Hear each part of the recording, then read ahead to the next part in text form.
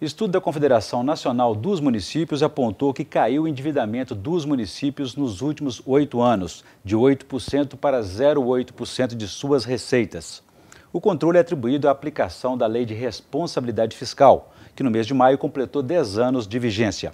Este é o principal tema de hoje do Pensamento Jurídico, uma produção da Associação dos Magistrados Mineiros, a AMAGES. Para falar sobre o assunto, nós vamos conversar com o juiz Jair Santana, da comarca de Santa Luzia, na Grande Belo Horizonte, região metropolitana de Belo Horizonte. Ele é magistrado há 17 anos e já passou por 3 comarcas, Alvinópolis, Pedra Azul e Santa Luzia. É também professor de Gestão Fiscal e de Direito Administrativo do curso de pós-graduação da PUC Minas. Doutor Jair, obrigado pela presença, é um prazer recebê-lo aqui novamente. O prazer é meu. Nós teremos ainda a participação em nosso programa, a presença dos estudantes no quadro Pensamento Universitário, no qual os estudantes da Universidade FUMEC hoje farão perguntas ao nosso entrevistado sobre o tema do dia. E temos também a participação, a presença do Pensamento Literário, em que o nosso entrevistado fará a indicação de leitura. Doutor Jair, então o nosso assunto é a Lei de Responsabilidade Fiscal, que está completando aí 10 anos, completou 10 anos no dia 5 de maio deste ano. Afinal de contas, 10 anos depois, o que podemos dizer? Ela foi um controle no bolso dos estados e municípios ou uma camisa de força? Bom, eu diria uma coisa assim, muito importante que as pessoas não têm em mente. Talvez se pudesse dizer que depois da Constituição Federal, a lei fiscal é a lei mais importante que nós temos no nosso ordenamento jurídico, porque toda a ação do Estado, todo o andamento do Estado, toda a dinâmica estatal depende, evidentemente, da alocação correta dos recursos públicos. E essa norma específica, ela dá um tratamento diferenciado para essas situações. Como é que ela faz isso? Ou seja, é preciso resgatar um pouquinho da história para lembrar que a lei fiscal, na verdade, está inserida num outro contexto maior. Ou seja, a questão das finanças públicas, elas demandaram com uma exigência não só do Brasil, mas de todo um contexto global, a arrumação desse setor. De forma que a lei não pode ser vista nunca de maneira isolada, porque a gestão fiscal responsável, e não só reduzindo a lei de gestão fiscal, mas a gestão fiscal em si, é composta por vários instrumentos. Esses instrumentos, todos eles visam a regulação do setor, que aí vem a norma, a transparência e a busca efetiva pelo controle e pelo equilíbrio das contas públicas.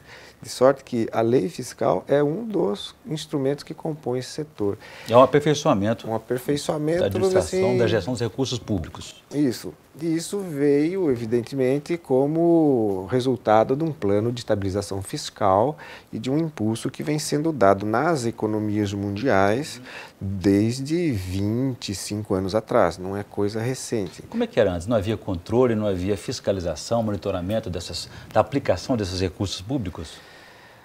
Havia, assim, regulação, mas muito difusa. As normas não tinham tanta consistência quanto essa. De sorte que essa legislação, de forma muito inteligente, ela amarrou todo o setor, regulou o setor, não só ela, e outras normas que são normas periféricas. Basicamente é o seguinte, o recurso público, como eu sempre falo, há de sobra. E não tem dono. Há de sobra. Os orçamentos em si, eles são uma espécie assim de resultado de um pacto entre o governo e a sociedade, tendo o parlamento como mediador, porque são normas. Então, essas regras é que dão essa consistência e fazem com que tenhamos mais assim, uma busca por uma transparência, uma busca por resultados, melhoria na gestão. E o que tem de excepcional nesse setor todo é a exigência de um planejamento. Isso é o que ficou bem claro nesses 10 anos. Mas quem está sujeito a essas regras? São os prefeitos, os governadores, secretários, gestores?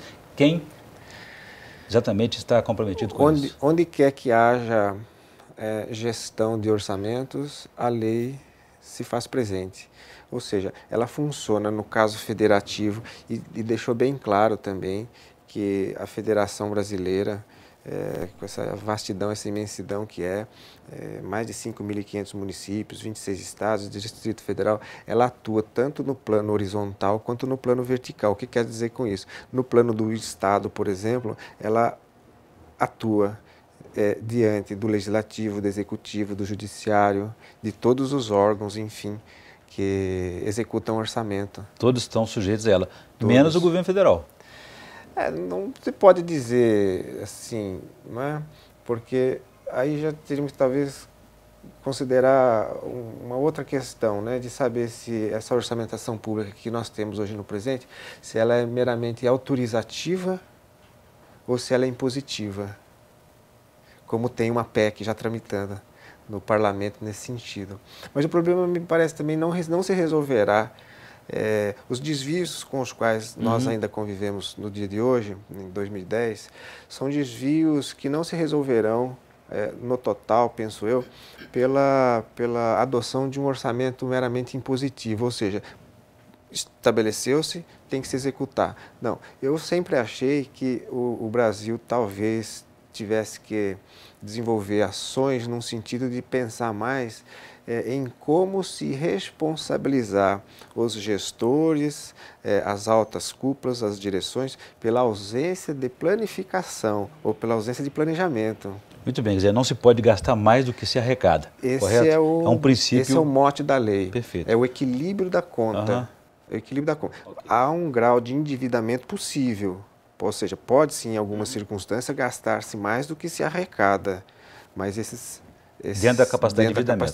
Perfeito. Doutor Jair, vou fazer um pequeno intervalo. Gostaria que, então, no próximo bloco, o senhor explicasse para a gente como é que funciona essa lei na prática. Como é que ela conseguiu, por exemplo, domar as irregularidades, casos de corrupção, casos de desvios, improbidade administrativa e também a questão do endividamento que a gente citou há pouco na pesquisa da Confederação Nacional dos Municípios. A gente volta em instantes.